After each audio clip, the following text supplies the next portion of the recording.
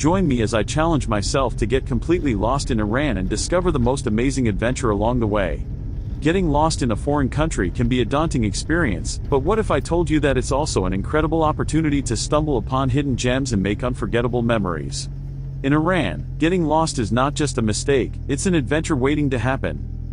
When it comes to traveling in Iran, there are a lot of misconceptions that might deter people from visiting this incredible country. One of the biggest misconceptions is that Iran is unsafe for tourists. But during my time in Iran, I never felt threatened or unwelcome. In fact, the locals were some of the kindest and most hospitable people I've ever met.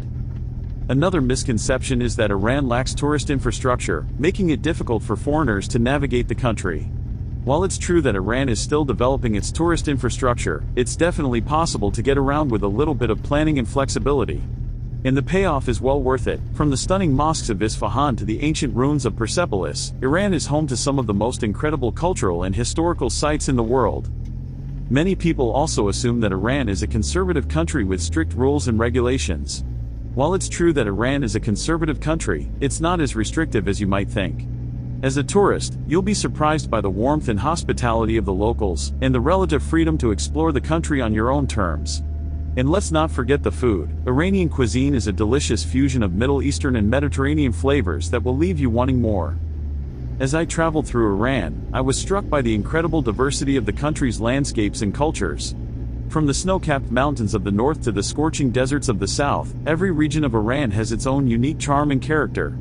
And then there are the ancient ruins, the vibrant cities, and the picturesque villages, each one a treasure trove of stories and experiences waiting to be uncovered. I remember one particular day, I was lost in the narrow alleys of Yazd, an ancient city in central Iran. The sun was beating down on me, and I was starting to get frustrated with my map. But then I stumbled upon a group of locals playing traditional music in a courtyard, and they invited me to join in. We danced and sang together, and for a moment, I forgot all about my worries and lost myself in the beauty of the moment. As I look back on my time in Iran, I realized that getting lost was the best thing that could have happened to me. It forced me to be more present, more curious, and more open to new experiences.